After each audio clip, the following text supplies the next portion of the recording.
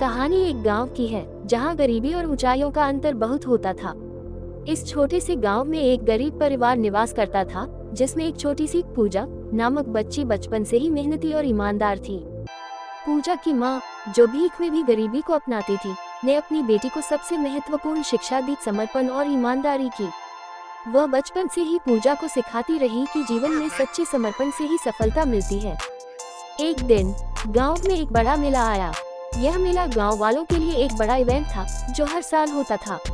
पूजा को मेला देखने का बहुत मन था, लेकिन उसके पास खर्च करने के लिए कोई पैसे नहीं थे। वह देखती रह गई जब अच्छे अच्छे खिलौने और मिठाइयाँ खरीद रहे बच्चे खुशी खुशी मेला का आनंद ले रहे थे। पूजा का मन भी खिलौनों की ओर था, लेकिन उसने अपनी गरीबी को देखकर हार मान ली। पूजा ने अपनी माँ से कहा, माँ, मुझे भी खिलौना चाहिए, लेकिन हमारे पास पैसे नहीं हैं। पूजा की माँ, जो अपनी बेटी के सपनों को पूरा करने के लिए हमेशा से जूझ रही थी, ने हंसते हुए कहा, बेटा, हम गरीब हैं, लेकिन हमारे पास कुछ है जो हमारा है, समर्पण और ईमानदारी। इसके बाद पूजा की माँ ने अपने छोटे से जहाज के बदले मेले के स्थानिक ग्रहण में सहारा करने के लिए खुद को समर्पित कर दिया। वह बेची हुई चाय समोसे की कमाई से पूजा को खिलौना खरीदने के लिए पूरी कोशिश करती रही। मेले का आखिरी दिन आया और पूजा की माँ ने खुदा से दुआ की कि वह अपनी बेटी को खुशी दे सके।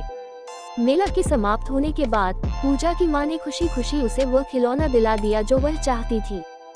पूजा ने वह खिलौना देखकर अपनी माँ को बड़ा गले लगा लिया और बोली, माँ, यह मेरा सपना है और आपने मेरे लिए ये कर दिया। मैं आपकी बहुत आभारी हूँ।